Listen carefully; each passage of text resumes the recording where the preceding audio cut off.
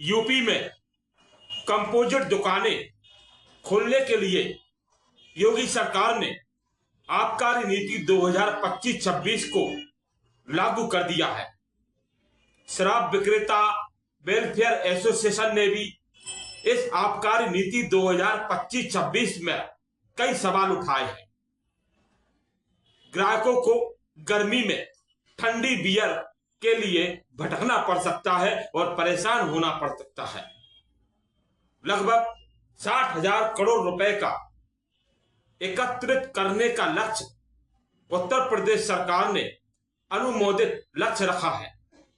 आज हम ललितपुर के जिला आबकारी अधिकारी विजय सिद्धांत से नई आबकारी नीति 2025-26 के बारे में जानना चाहेंगे, जिससे अनुज्ञापियों में जो भ्रम की स्थिति फैली हुई है वह स्पष्ट हो सके।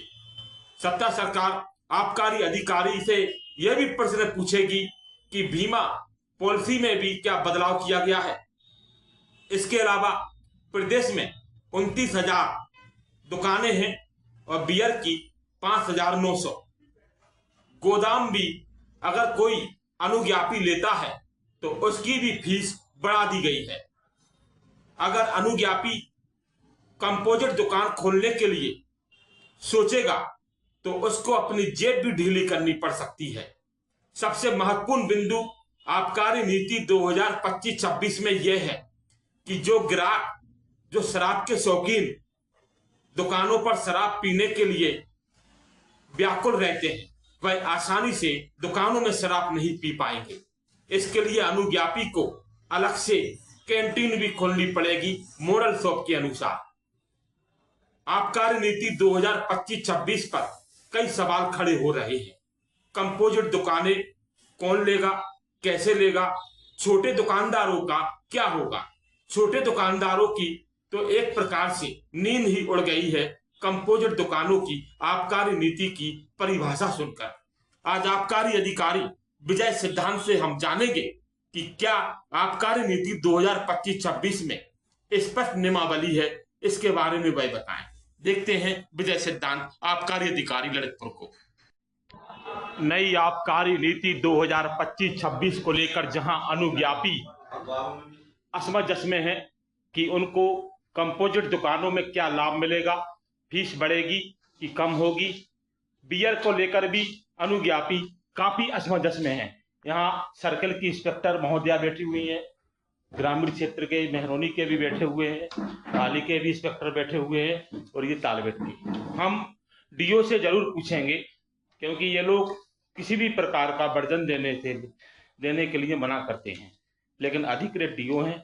डीओ साहब अभी डीएम साहब के यहाँ मीटिंग में है, आने के उपरांत ही हम उनसे पूछेंगे कि आबकारी नीति 2025-26 को लेकर अनुज्ञापियों में असमंजस क्यों है।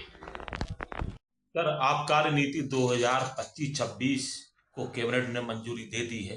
अनुज्ञापियों में कई प्रश्न उत्पन्न हो रहे हैं, उनके प्रश्न को हल करने के लिए आपसे चाहते हैं कि आप थोड़ा प्रकाश डालें।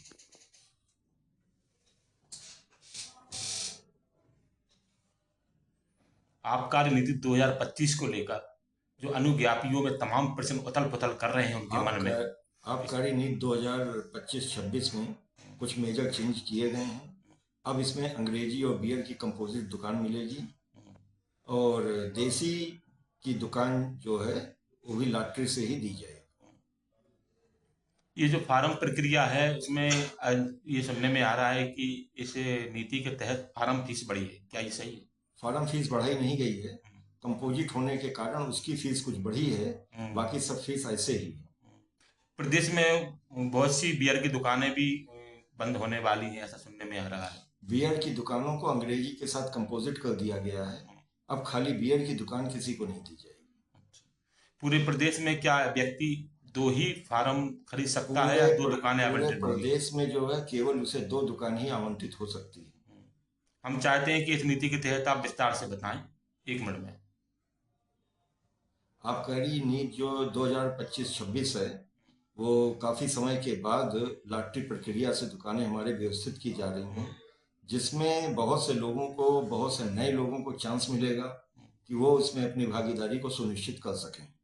और इसमें अंग्रेजी बियर की दुकान को कंपोजिट किया जा रहा है, जिससे आदमी जो है बियर के लिए अंग्रेजी के लिए उधर इधर ना जा करके एक ही दुकान पर उसे आसानी से ये उपलब्ध हो सकती है। फार्म प्रक्रिया कब से प्रारंभ हो रही है, कब तक? फार्म प्रक्रिया इसकी प्रारंभ हो रही है 14 तारीख से और ये 26 तारीख तक वो फार्म भर सकते हैं।